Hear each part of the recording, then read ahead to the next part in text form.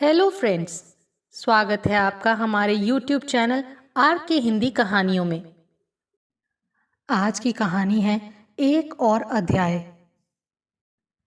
वृद्धा आश्रम के गेट से सटी पक्की सड़क है। भीड़ भाड़ ज्यादा नहीं है।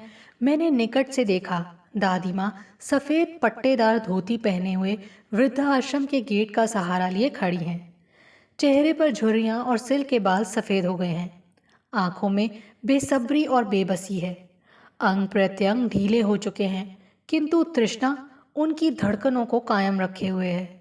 तभी दूसरी तरफ से एक लड़का दौड़ता हुआ आया। कागज में लिपटी टॉफियां दादी माँ के कांपते हाथों में थमा कर चला गया। दादी माँ टॉफियों को पल्लू के छोर में बांधने लगी। जैसे ही कोई ऑटो रिक्शा पास से गुजरता, दादी माँ उत्साह से गेट के सहारे कमर सीधी करने की चेष्टा करती। उसके जाते ही पहले की तरह हो जाती। मैंने ऑटो रिक्शा गेट के सामने रोक दिया। दादी माँ के चेहरे से खुशी छलक पड़ी। वो गेट से हाथ हटाकर लाठी टेकती हुई आगे बढ़ चली। दादी माँ, ऑटो रिक्शा से सिर बाहर निकालते हुए बच्चे चिल्लाए। आती हूँ मेरे बच्चों, दादी माँ उत्साह से भरकर बोली। ऑटो रिक्शा में उनके पोता पोती हैं। यही समय होता है जब दादी माँ उनसे मिलती हैं। दादी माँ बच्चों से बारी बारी लिपटी, सिर सहलाया और माथा चूमने लगी। अब वो तृप्त थी। मैं इस अनोखे मिलन को देखता रहता। बच्चों की स्कूल से छुट्टी होती और मैं ऑटो रिक्शा लिए इसी मार्ग से ही निकलता। दादी माँ इन अमूल्य पलों को खोना नहीं चाहती। उनकी खुशी मेरी खुशी से कहीं अधिक थी और यही मुझे संतुष्टि दे जाती। दादी माँ मुझे देखे बिना पूछ बैठी, तूने कभी अपना नाम नहीं बताया?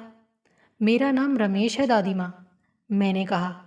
अब तुझे नाम से पुकारूंगी मैं, बिना मेरी तरफ देखे ही दादी माँ ने कहा। स्कूल जिस दिन बंद रहता, दादी माँ के लिए एक एक पल कठिन हो जाता। कभी कभी तो वो गेट तक आ जाती छुट्टी के दिन। तब गेट कीपर उन्हें समझा बुझाकर वापस भेज देता। दादी माँ ने धोती की गांठ खोली। याददाश्त कमज़ोर हो चली थी, लेकिन हर रोज़ 10 रुपए की टॉफ़ियाँ खरीदना नहीं भूलती। जब वो गेट के पास होती, पास की दुकान वाला टॉफ़ियाँ लड़के से भेज देता और तब तक मुझे रुकना पड़ता।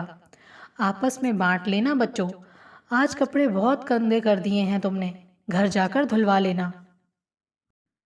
दादी माँ के पोपले मुंह से आवाज निकली और तरलता से आंखें भीग गई। मैं मुस्कुराया। अब चलूं दादी माँ, बच्चों को छोड़ना है। हाँ बेटा, शायद पिछले जन्म के कोई नेक काम किया होगा मैंने, तभी तू इतना ध्यान रखता है, कहते हुए दादी माँ ने मेरे सिर पर स्नेह से हाथ फेर दिया था। कौन सा पिछला जन्म दादी माँ, सब कुछ तो यही है, मैं मुस्कुराया। दादी माँ की आंखों में घुमड़ते आंसू कोरों तक आ गए। उन्होंने पल्लू से आंखें पोंछ डाली। रास्ते भर मैं सोचता रहा कि इन बेचारी के जीवन में कौन सा तूफान आया होगा जिसने इन्हें यहाँ ला दिया। एक दिन फुर्सत के पलों में मैं दादी माँ के हृदय को टटोलने की चेष्टा करने लगा। मैं था, दादी माँ थी और वृद्धाश्रम।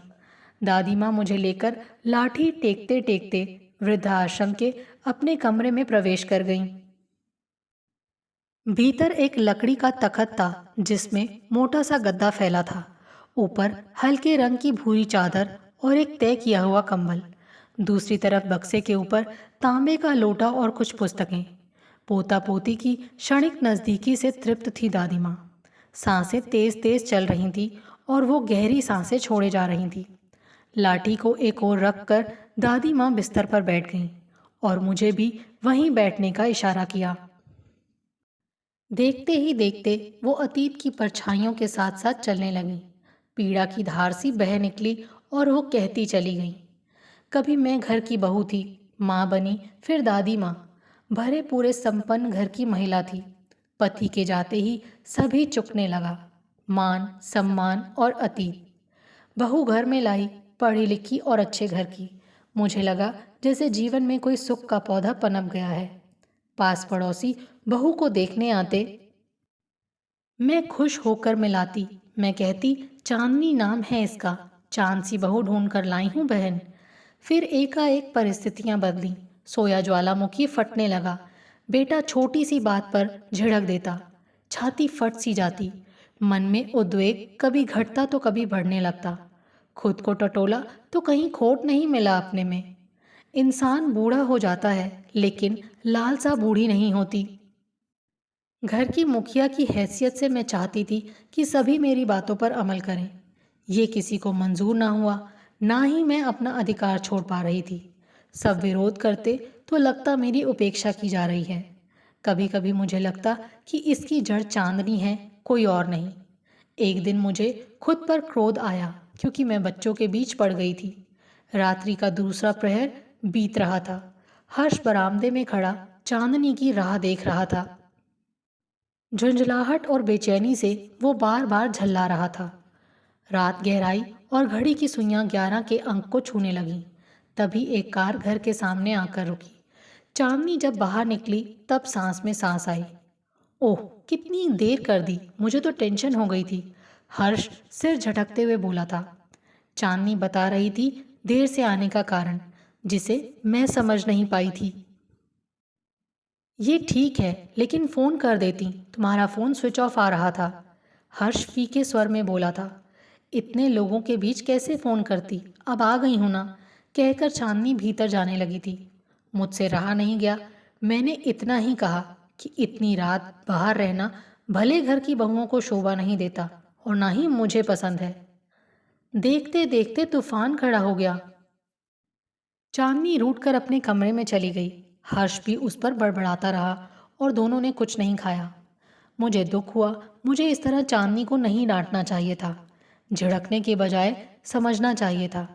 लेकिन बहू घर की इज्जत थी, उसे इस तरह सड़क पर नहीं आने देना चाहती थी।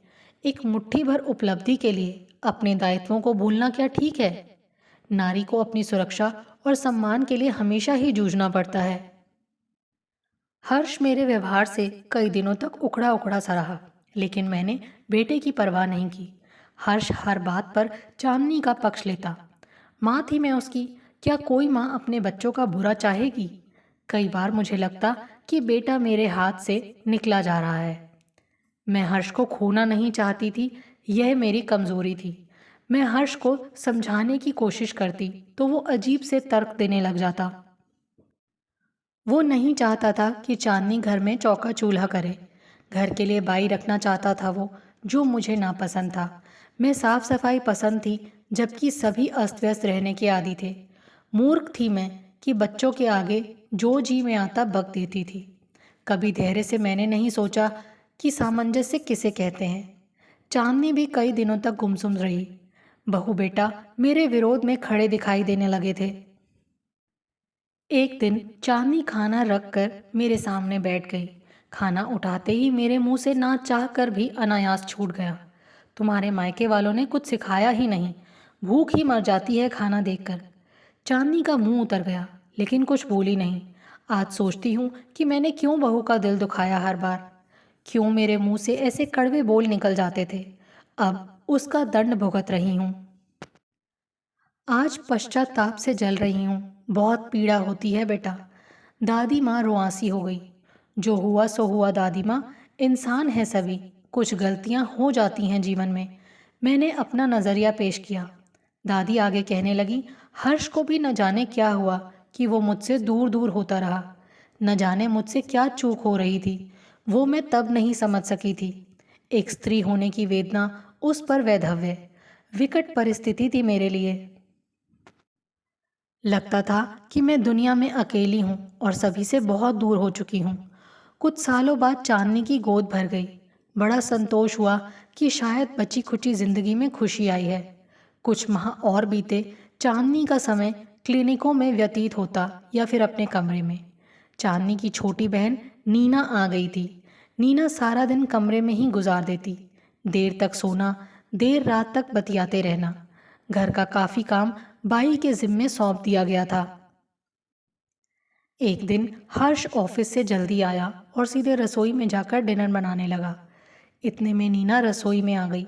अरे अरे जीजू, ये क्या हो रहा है? मुझसे कह दिया होता। मुझसे रहा नहीं गया, सो बोल पड़ी कि इंसान में समझ हो तो बोलना ज़रूरी नहीं होता।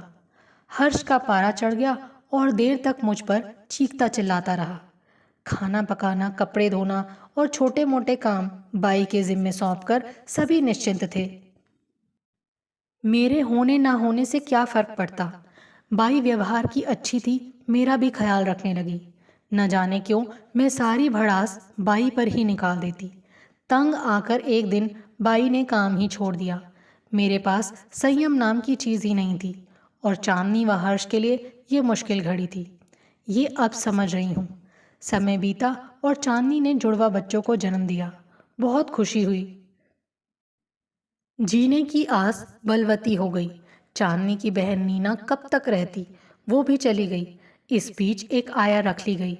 बिस्तर गीला है तो आया, दूध की दरकार है तो आया। हर्ष जब घर में होता बच्चों की देखभाल में सारा दिन गुजार देता। ऑफिस का तनाव और घर की जिम्मेदारी ने हर्ष को चिड़चिड़ा बना दिया। हर्ष मेरे सामने छोटी छोटी बात पर भड़क उठता। नोक झोंक और तकरार में 3 वर्ष बीत गए। मुझसे रहा नहीं गया। एक दिन मैंने बहू से कह ही दिया कि वो बच्चों को खुद संभाले। दूसरों पर निर्भर होना ठीक नहीं है। हमारे ज़माने में ये सब कहाँ था, सब खुद ही करना पड़ता था। जब पता लगा कि चांदनी का स्वास्थ्य कई दिनों से खराब है तो मुझे दुख हुआ। वहीं इस बात से भी दुख हुआ कि किसी ने मुझे बताया नहीं। क्या मैं सबके लिए पराई हो गई थी? पराये होने का एहसास तब हुआ जब एक दिन हर्ष ने मुझे ऐसा आघात दिया जिसे सुनकर मैं तड़प गई थी। वो था वृद्धाश्रम में रहने का। उस दिन हर्ष मेरे पास आकर बैठ गया और बोला, माँ, तुम्हें यहाँ ना आराम है और ना ही मानसिक शांति। मैं चाहता हूँ कि तुम वृद्धाश्रम में सुख शांति से रहो। मेरी आंखें फटी की फटी रह गई थी। मैं जिस मुगलाते में थी वो एक फरेब निकला। संभावनाओं की घनी तह मेरी आंखों से उतर गई। कैसे मैंने अपने आप को संभाला ये मैं ही जानती हूँ। विचार ही किसी को भला और बुरा बनाते हैं। मेरे विचार व्यवहार बेटा बहू को रास नहीं आए। मुझे वृद्धाश्रम में छोड़ दिया गया। महीनों तक मैं बिन पानी की मछली सी तड़पती रही। आंसू तो कब के सूख चुके थे। वृद्धाश्रम की महिलाएं मुझे समझाती रहती, कहती, मोह त्याग कर भक्ति का सहारा ले लो, यही भवसागर पार कराएगा। यहाँ कुछ अपनों के सताए हुए हैं, कुछ अपने कर्मों से। मैंने तो अपने पैरों पर स्वयं कुल्हाड़ी मारी थी। बुजुर्गों को आदर अपने व्यवहार से मिलता है जिसकी मैं हकदार नहीं थी। दादी माँ कुछ देर के लिए चुप हो गई, फिर मेरी ओर कातर दृष्टि से देखती हुई बोली, बस यही कहानी है बेटा। मैं दादी माँ की कहानी से कुछ समझने की कोशिश में था। समझ आया तो एक ही कारण, बुढ़ापा और परिस्थितियों के अनुरूप स्वयं को ना ढाल पाना। 5 महीने वृद्धाश्रम में काट दिए हैं बेटा। बेटा बहू कभी कभार मिलने आ जाते हैं। मोह माया से कौन बच पाया है? ना ऋषि मुनि ना ही योगी। मैं भी एक इंसान हूँ, बहू बेटे की अपराधिन हूँ। बच्चों की जिंदगी में दखल देना बड़ी भूल थी जिसका पश्चाताप कर रही हूँ। तभी कमरे की कुंडी किसी ने खड़खड़ाई। विचारों के साथ साथ बातों की श्रृंखला टूट गई। दादी माँ के खाने का वक्त हो गया है। मैं उठ खड़ा हुआ। दादी माँ, शाम का समय आपसी बातों में कट जाएगा, जबकि लंबी रात व्यर्थ के चिंतन और करवटें बदलने में। सुबह का समय व्यायाम को समर्पित है तो दोपहर का बच्चों की प्रतीक्षा में। 3 दिन बीते तब लगा कि दादी माँ से मिलना चाहिए। मैं तैयार होकर सीधे वृद्धाश्रम जा पहुंचा। दादी माँ नहाने धोने से फ्री हो चुकी थी। मुझे देखकर उत्साह से भर गईं और कमर सीधी करते हुए बोली, बच्चों की छुट्टियां कब तक हैं बेटा? राह देखते देखते मेरी आंखें पथरा गई हैं। क्या कहूँ दादी माँ, उन बच्चों को उनके माता पिता ने बोर्डिंग स्कूल में भेज दिया है, अब वहीं रहकर पढ़ेंगे। मैंने बुझे मन से कहा, अब तो मैं वो काम ही नहीं करता। आपको बच्चों से मिलाने के लिए मैंने ये रूट पकड़ा था। क्या बच्चों को मुझसे दूर कर दिया? ये अच्छा नहीं किया उनके माता पिता ने। तू ही बता, अब मैं किसके सहारे जीऊंगी? इससे तो अच्छा है कि जीवन को त्याग दूं। दादी माँ फूट फूट कर रो पड़ी। दादी माँ, मन छोटा मत करो। छुट्टी के दिन बोर्डिंग स्कूल से लाने की जिम्मेदारी मैंने ले ली है। मैं बच्चों से मिलवा दिया करूँगा। मैं दिलासा देता रहा जब तक दादी माँ शांत नहीं हुई। तूने बहुत उपकार किए हैं मुझ पर, ऋण नहीं चुका पाऊंगी मैं। कौन सा ऋण? क्या आप मेरी दादी माँ नहीं हैं? बताइए, मैंने कहा। दादी माँ ने आंखें पोंछी और आंखों पर चश्मा चढ़ाते हुए बोली, हाँ, तेरी भी दादी माँ हूँ। मैं धन्य हो गई बेटा। फिर ठीक है, कल रविवार है, मैं सुबह आऊँगा आपको लेने। झूठ तो नहीं कह रहा है बेटा? अब मुझे डर लगने लगा है, दादी माँ ने शंकित भाव से कहा। सच दादी माँ, हॉस्टल से लौटकर रमा से भी मिलवाऊंगा, चलोगी ना? कौन रमा? दादी माँ चौंकी। मेरी पत्नी, आपकी बहू। वो बोली थी कि दोपहर का खाना बनाकर रखूंगी, दादी माँ को लेते आना। ना रे, मुश्किल 2 रोटी खाती हूँ। दादी माँ थोड़ी देर सोचती रहीं, फिर आंखें बंद कर बुदबुदाईं। ठीक है, बहू को नेक देने तो जाना ही पड़ेगा। कौन सा नेक? ये तू नहीं समझेगा। दादी माँ ने अपने गले में पड़ी सोने की भारी चेन को बिना देखे टटोला। फिर निस्तेज आंखों में एक चमक आकर ठहर गई। तभी बाहर कुछ आहट होने लगी। दादी माँ ने बिना मुड़े लाठी टटोलते टटोलते बाहर झांका। हर्ष और चांदनी बच्चों के साथ खड़े थे। वो अवाक रह गईं। माँ, तुम्हें लेने आए हैं हम। बच्चे आपके बिना नहीं रह सकते। हर्ष सिर झुकाए बोल रहा था। घर वालों के बीच में क्या करता? अब मेरा क्या काम रह गया था? मैं वहाँ से चलने लगा तो दादी माँ ने रोक लिया। तू कहाँ जा रहा है? और मुझे हर्ष से मिलवाया। उसने मुझे धन्यवाद कहा और माँ से फिर चलने को कहा। दादी माँ को अपने कानों पर विश्वास नहीं हो रहा था। आतुर होकर पूछ बैठी, ये सच बोल रहा है ना चांदनी? सच कह रहे हैं माँ जी, हमसे जो गलतियाँ हुई उन्हें क्षमा कर दीजिए प्लीज़। चांदनी गिड़गिड़ाई। क्या गलतियां मुझसे नहीं हुई? लेकिन अभी एक काम बाकी रह गया है। दादी माँ सोच में डूब गईं। कौन सा काम माँ जी? चांदनी ने पूछा। पहले मैं अपनी छोटी बहू से मिलूंगी।